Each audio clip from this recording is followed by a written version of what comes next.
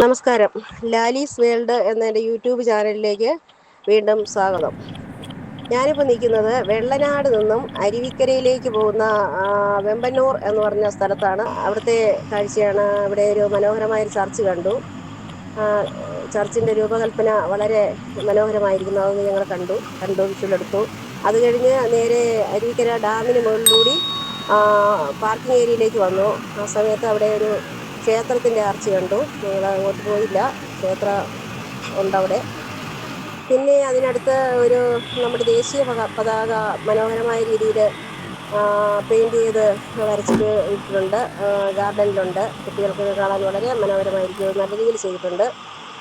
പിന്നെ അടുത്ത് പാർക്കിംഗ് ഏരിയയിൽ നിന്ന് വലത്തോട്ട് നമ്മൾ നോക്കുമ്പോഴത്തേനും അവിടെ നമ്മുടെ കുഞ്ഞുങ്ങൾക്ക് അവരെ പറ്റിക്കാനായിട്ട് വിവിധ തരം നെല്ലിക്ക, മാങ്ങ എല്ലാം പല രൂപത്തിലും ഭാവത്തിലും നിർമ്മിച്ച് പാക്കറ്റുകളിലാക്കി വെച്ചിട്ടുണ്ട്. അതൊക്കെ കാണാനും വാങ്ങാനും കഴിക്കാനും വളരെ നല്ലതാണ്. എന്നിട്ട് ഞങ്ങൾ അവിടെ സ്റ്റെപ്പ് ഇറങ്ങി വരുന്ന ഭാഗത്തായിട്ടാണ് ഡാമിൻ്റെ ഭാഗം കാണാം. വെള്ളം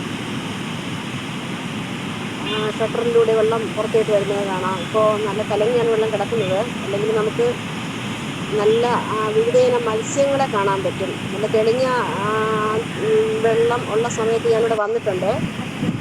ആ സമയത്ത് നമുക്ക് വിവിധയിനം മത്സ്യങ്ങൾ, അരിയോ എന്തെങ്കിലും അരിയല്ല, പൊരി, ഇങ്ങനെയൊക്കെയുള്ള കപ്പലണ്ടി, ഇങ്ങനെയൊക്കെയുള്ള സാധനങ്ങൾ നമ്മൾ ആ വെള്ളത്തിലേക്ക് വിതറി കൊടുക്കുകയാണെങ്കിൽ മീൻ കുഞ്ഞുങ്ങളും വലിയ മീനെല്ലാം നല്ല വിവിധ കളറിലും ഇനങ്ങളിലും പെട്ട മത്സ്യങ്ങൾ നമ്മുടെ അടുത്തേക്ക് പൊങ്ങി ഇങ്ങനെ വരും. അപ്പം നമുക്ക് കാണാൻ അതൊക്കെ നല്ല ഭംഗിയായിരുന്നു. പക്ഷേ ഇതൊന്നും ഇന്ന് കാണാൻ കഴിഞ്ഞില്ല. കാരണം വെള്ളം നല്ല കലങ്ങിയാണ് വരുന്നത്.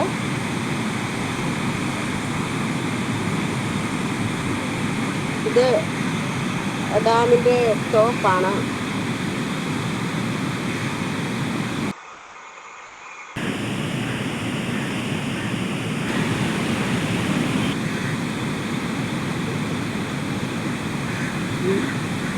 ഇവിടെ നിന്ന് നമ്മൾ മുകളിലേക്ക് കയറുമ്പോൾ ഒരു ഗാർഡനൊക്കെ ഉണ്ട്. ഇവിടെ മുതിർന്നവർക്ക് വിശ്രമിക്കാം. കുട്ടികൾക്ക് എൻജോയ് ചെയ്യാനുള്ള വിവിധ ഇനം റൈഡുകളൊക്കെ ഇവിടെയുണ്ട്.